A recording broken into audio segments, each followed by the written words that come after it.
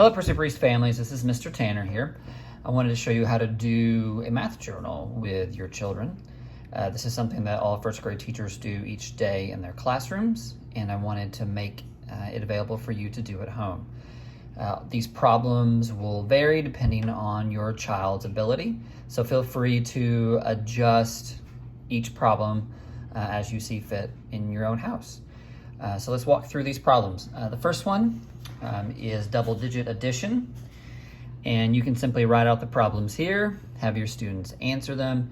Again, if this is too easy for your child or too challenging, you can adjust. So if you wanted to make it double-digit with regrouping, then you can just simply write a different problem so that they can practice the skills of regrouping. You can change it to three-digit, whatever fits your child's needs. Number two is just a basic time question. I would write it out in digital form and then have your child draw an analog clock to the side and then show you the time that is presented in digital form.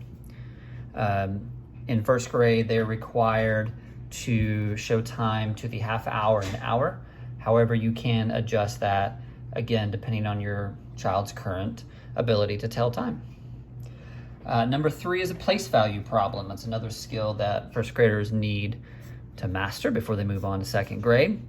I would make this chart right here to show ones, tens, and hundreds.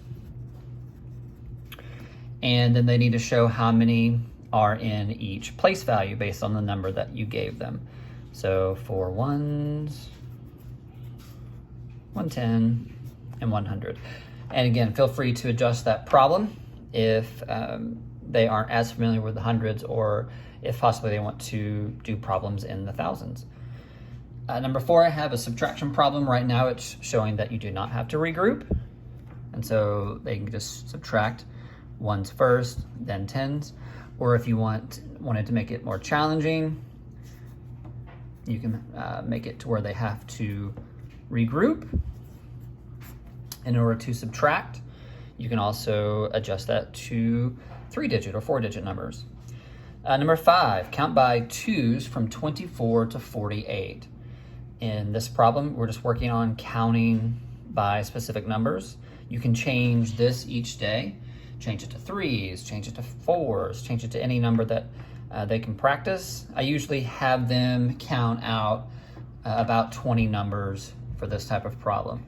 So for their answer to show counting by twos from 24 to 28, they would just start 24, 26, 28, 30, and then go all the way to 48.